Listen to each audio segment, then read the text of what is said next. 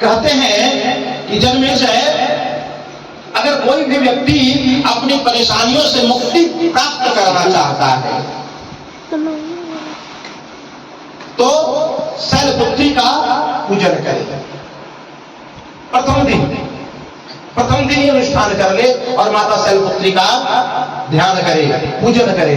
और अगर उनकी कृपा प्राप्त करना चाहता है तो माता का भोग में शुद्ध देसी गाय का घी का भोग लगाए। देसी गैया का शुद्ध घी। अब देसी गैया, अब सोचो देसी गैया तो कहीं रही नहीं, अब शुद्ध घी कहां मिलेगा आपको? तो प्रयास करना। अब जो भी बाजार में मिलता है उसका भोग लगाने से कोई फायदा नहीं है, शुद्ध देसी गैया का घी लगाना है आपको। कहीं से भी व्यवस्था करो और माता रानी को शुद्ध देसी गैया का भोग लगाओ तो निश्चित बात है कि आपके संपूर्ण प्रकार की परेशानियों से आप मुक्ति पाएंगे। तो बोलना पड़ेगा जय जगदम्बे जी, जय जगदम्बे, जय जय जगदम्बे जी, जय जय जगदम्बे जी, जय जय जगदम्बे जी। अब अगर आप दीर्घायु होना चाहते हैं, आप चाहते हैं कि आपकी आयु में वृद्धि हो जाए, अर्थात अनेक प्रकार के रोग हो रहे हैं, मदन तुल्य रोग हो गया है, तो वैसी स्थिति में आप आयु की प्राप्ति करना चाहते हैं तो दूसरे दिवस से माता ब्रह्मचारिणी की पूजा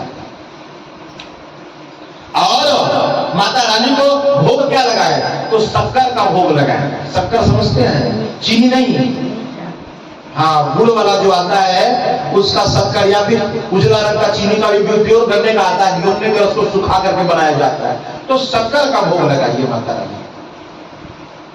अगर शक्कर का भोग आप लगा देते हैं तो माता रानी आपके आयु की वृद्धि कर देते हैं।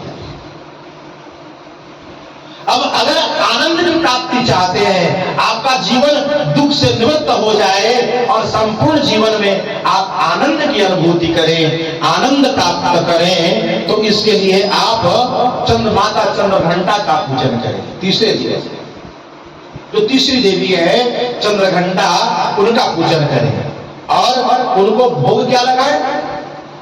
तो दूध से बना हुआ मिठाई, रबड़ी लगाइए, कलाकंद लगाइए, रसमलाई लगाइए, लेकिन वो भी शक्कर में बना करके अथवा गुड़ में बना करके, चीनी में नहीं। चीनी की बनी हुई कोई भी मिठाई माता रानी को भोग नहीं लगाना चाहिए, क्योंकि चीनी प्रदूषित है।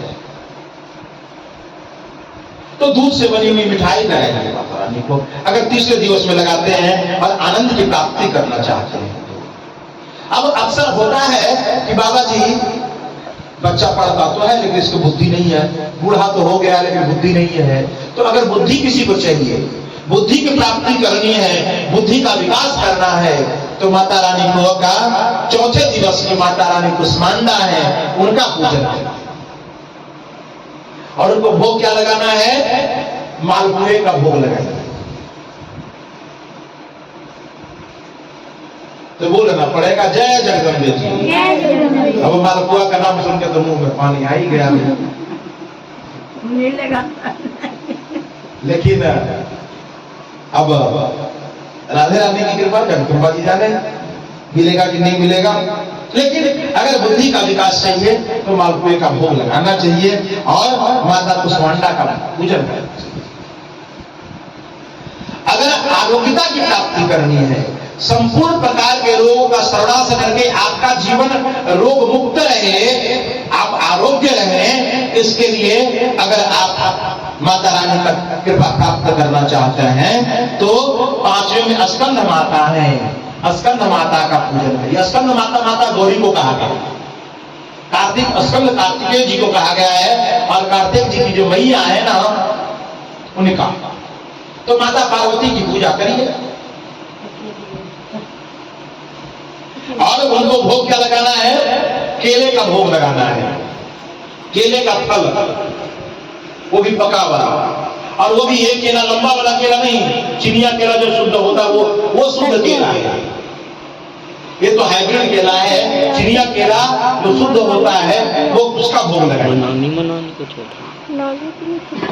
अब अगर किसी को जीवन में यश की प्राप्ति चाहिए, उसकी जय जयकार हर जगह होता रहे, लोग उसका गुणगान गाते रहे, तो माता रानी को, तो माता कात्यायनी का पूजा करें। छठे दिवस की जो माता है, माता कात्यायनी का पूजन करें। और उनको क्या चाहिए? उनको भोग लगाइए शहद का कटोरी में, चांदी के कटोरी में शहद भर करके और माता रानी को भोग लगाइए। इससे यश की प्राप्ति तो होगी, साथ साथ क्या होगा ना कि आपके जीवन में जितने भी आपके परिवारजन हैं, जितने भी आपके मित्र हैं, जितने भी आपके सहयोगी जन हैं, इन सबके साथ आपका संबंध मधुर हो जाएगा।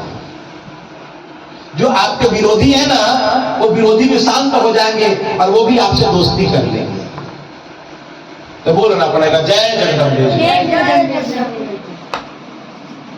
अगर संपूर्ण प्रकार की विपदाओं से मुक्ति पानी है, अगर आप चाहते हैं कि आप संपूर्ण प्रकार की विपदाओं से, संपूर्ण प्रकार के कष्टों से आपकी निवृत्ति हो जाए, तो 7वें दिवस में माता कालरात्रि का पूजन करें।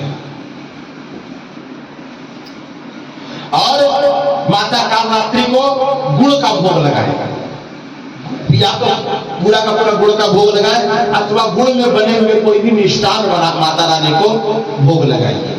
तो उससे क्या होगा कि आपके संपूर्ण प्रकार की विपदाओं के से निवृत्ति हो जाएगी और आपका जीवन सुखमय हो जाएगा। किसी भी प्रकार का कष्ट आपके जीवन में नहीं आएगा। और अगर किसी को पुत्र चाहिए, जीवन भर प्रयास कर रहा है, फिर बाबाओं के पास, मंदिरों में, मस्जिदों में, तीर्थों पे जा रहा है और पुत्र की प्राप्ति नहीं हो रही है, तो माता रानी, देखो अब पुत्र कौन देगा? बाबूजी से मांगोगे तो पुत्र तो मिलने वाला नहीं है भैया, क्योंकि उनके अंदर में क्षमता नहीं। वो गर्भ धारण कहां करेंगे? उनके पास वो क्षमता ही नहीं कि वो गर्भ धारण कर सकते हैं। तो पुत्र देने का काम किसका है? मैया देगी। तो माता रानी के पास जाना पड़ेगा आपको। अगर पुत्र चाहिए तो माता रानी के पास जाना पड़ेगा। तो अगर किसी को पुत्र चाहिए तो जगत जननी कहते हैं कि नवरात्र करके आप जो चाहिएगा वो पा सकते हैं। माता रानी ऐसी दयालु है कि अगर एक बार माँ के पास चले गए ना, अच्छा बचपन में बच्चा लोग जब कुछ उसको चाहिए होता है तो कहाँ जाता है? बाबूजी के पास जाएगा तो डांट पड़ेगी, ज्यादा गुस्सा हो गया तो थप्पड़ भी लगेगी। तो बच्चा कहाँ चला जाता है? माँ के पास चला जाता है और मैया से कहता है, जो भी माँ की मनमानी होती है मैया से। और मैया ने अगर कह दिया कि हाँ, तो फिर संसार की कोई शक्ति जो ना नहीं कर सकती। उसने हाँ कर दिया तो हाँ होगा, वरना पूरा घर को उठा लेगी छत से, पूरा छत माथे में उठ जाएगा। अगर चैन से रहना है भैया तो मानो बात। तो इसलिए माता रानी के पास, अगर मैया के पास जाते हो, संसार की जितने भी ऐश्वर्य चाहते हो आप, वो संपूर्ण प्रकार का ऐश्वर्य की प्राप्ति आपको हो जाएगी। तो अगर आपको संतान की प्राप्ति चाहिए तो 8वें दिन इस महागौरी का पूजन करिए और माता रानी को नारियल का भोग लगाइए। नारियल की मिठाई भोग लगाइए अथवा नारियल साक्षात पूरे नारियल ही माता रानी का भोग लगाइए, या नारियल के जल से माता रानी का अभिषेक करिए और फिर नारियल का भोग लगाइए, तो संतान की प्राप्ति हो जाएगी।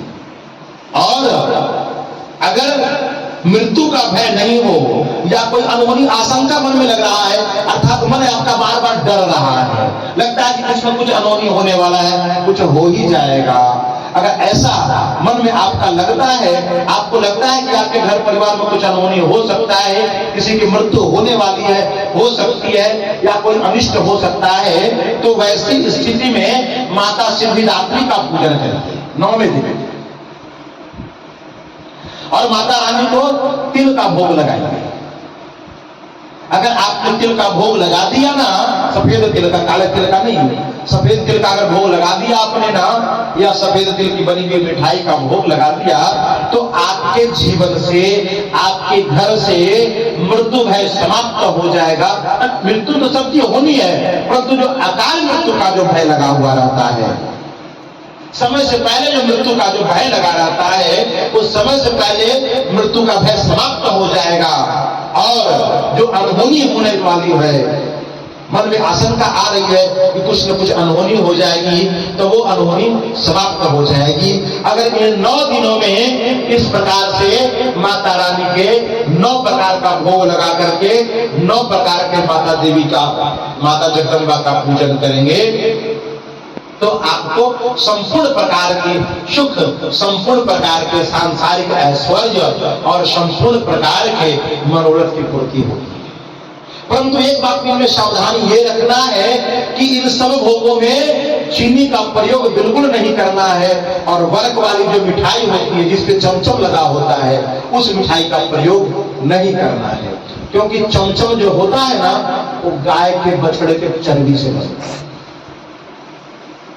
इसलिए उसका भोग नहीं लगना चाहिए। और चीनी के बारे में तो आप जानते ही, हमने भी बचपन में पढ़ा है कि चीनी को साफ करने के लिए हड्डी का प्रयोग किया जाता है। तो इन सब का ध्यान रखते हुए अगर इस तरह से आप माता रानी का पूजन करते हैं तो माता रानी आपके संपूर्ण मनोरथ को पूर्ण करती है और संपूर्ण प्रकार का सुख और ऐश्वर्य का प्राप्ति होती है। तो मेरे भगवान, कल हम लोगों ने कहां श्रवण किया था कथा?